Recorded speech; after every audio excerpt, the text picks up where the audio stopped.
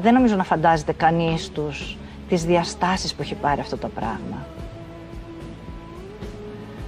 Σίγουρα. Πρέπει να σταθούν καλά στα πόδια τους, να είναι πολύ συγκροτημένοι και πολύ προσεκτικοί. Γιατί είναι σκληρός ο χώρος. Και η ζωή και οι άνθρωποι πολλές φορές. Ναι, ακριβώς. Και γιατί αυτό όλο είναι ένα παιχνίδι που κάποια στιγμή θα ξεφουσκώσει αυτό το τεράστιο μπαλόνι που φούσκωσε και θα πρέπει να επιστρέψουν πίσω στην κανονική ζωή τους, στις δουλειές τους, στην οικογένειά τους, στις συνήθειές τους, σε αυτά που αγαπάνε και που τους έφτασαν μέχρι εδώ που είναι. Έτσι είναι, έτσι ακριβώς. Να σας ρωτήσω κάτι τελευταίο. Όταν βλέπετε το παιχνίδι επιβίωσης, τρώτε? Τον πρώτο καιρό ήταν πάρα πολύ δύσκολο. Πραγματικά δεν κατέβαιναν οι μπουκές και κάθε φορά που μαγείρευα έλεγα «Αχ, αυτό αρέσει πάρα πολύ στο Μάριο». Αυτό είναι το αγαπημένο του φαγητό. Το πώς νιώθετε εκείνη την ώρα να τον βλέπετε να πεινάει. Και για ένα διάστημα που είχε σχεδόν εξαφανιστεί, που είχε δυνατήσει πάρα πολύ, ναι. Κάνατε κι εσείς απεργία πείνας? Συμπάσχαμε.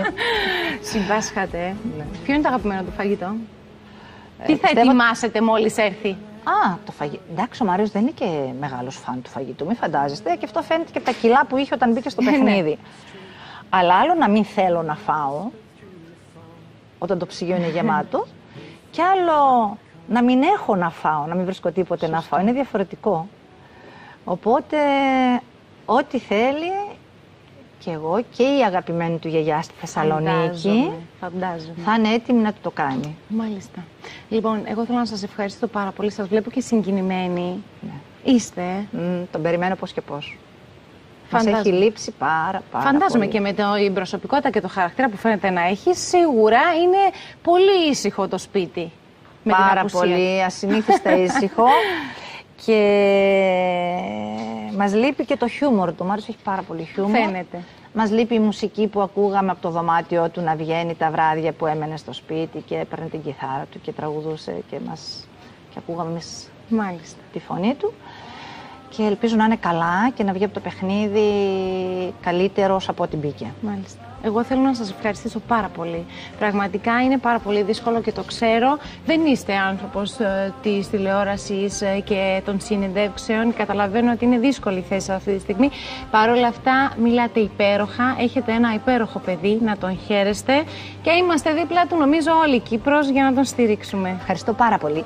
Και όχι μόνο η Κύπρος. Και όχι μόνο η Κύπρος. Χθες πήραμε μήνυμα από τη Ρόδο. Υπάρχει ένα fan club του Μάριου στην Κρήτη και βεβαίως στη Θεσσαλονίκη, όπου έχει πάρα πολλούς φίλους και από τον καιρό που ήταν φοιτητής, αλλά από τον καιρό που ήταν παιδάκι, γιατί μεγάλωσε. Έτσι. Μπράβο. Έζησε πολύ καιρό. Και αυτά. Είμαστε εδώ να τον παρακολουθήσουμε, να τον χαρούμε και μέχρι εδώ που έφτασε είναι ήδη νικητής. Ακριβώς. Έτσι. Εγώ λέω ότι είναι ο νικητής της καρδιάς μας. Καλά, αυτό είναι σίγουρο, ειδικά της δικής σας καρδιάς.